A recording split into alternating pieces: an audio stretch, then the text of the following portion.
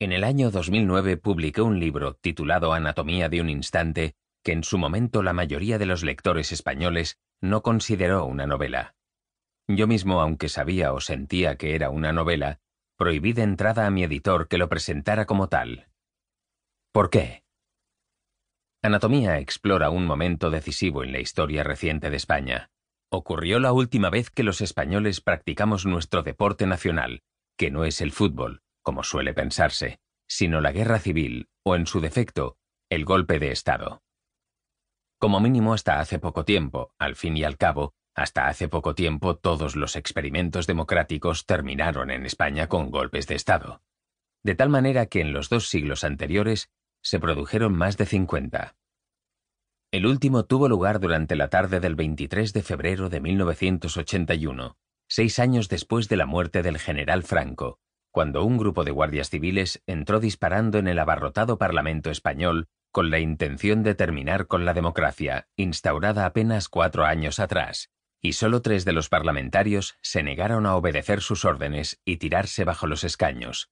Uno de los 3 era Adolfo Suárez, antiguo secretario general del Partido Único Franquista, primer presidente del gobierno democrático y arquitecto principal de la transición de la dictadura a la democracia.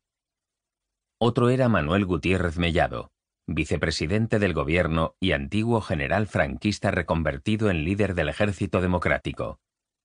El último era Santiago Carrillo, secretario general del Partido Comunista, líder del antifranquismo durante la dictadura y, junto con Suárez, coarquitecto de la transición.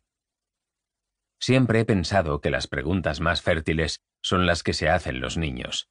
¿Por qué las manzanas caen hacia abajo y no hacia arriba? Digamos, una pregunta de la que, por cierto, Newton sacó bastante provecho.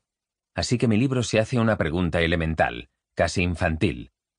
¿Por qué precisamente ellos 3? ¿Por qué quienes aquella tarde se jugaron la vida por la democracia fueron precisamente esos 3 hombres que la habían despreciado durante casi toda su vida? ¿Significa algo especial ese instante? ¿Qué sentido encierra ese triple gesto, si es que encierra alguno? Y sobre todo, casi intuimos de inmediato el porqué del gesto de Gutiérrez Mellado, un viejo general que había hecho la guerra con Franco y llevaba la disciplina en las venas, y el porqué del gesto de Santiago Carrillo, un viejo comunista que había hecho la guerra con Franco y llevaba el antifranquismo en las venas. Pero ¿por qué el gesto de Suárez? Alguien por quien, dicho sea entre paréntesis, antes de escribir el libro yo no sentía la menor simpatía.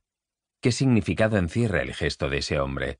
¿Qué significa la imagen grabada por televisión de Suárez, sentado en su escaño azul de primer ministro, solo e inmóvil en el hemiciclo bruscamente desierto mientras silban a su alrededor las balas de los golpistas?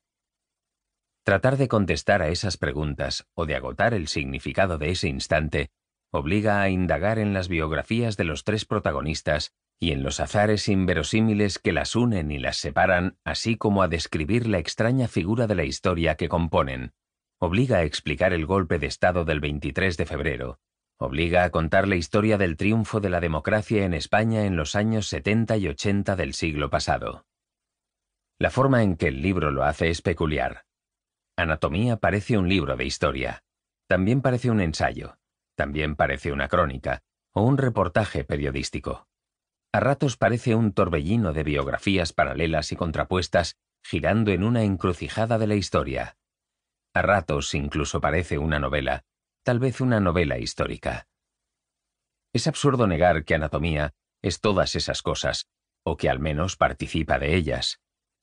Ahora bien, ¿puede un libro así ser fundamentalmente una novela? De nuevo, ¿qué es una novela?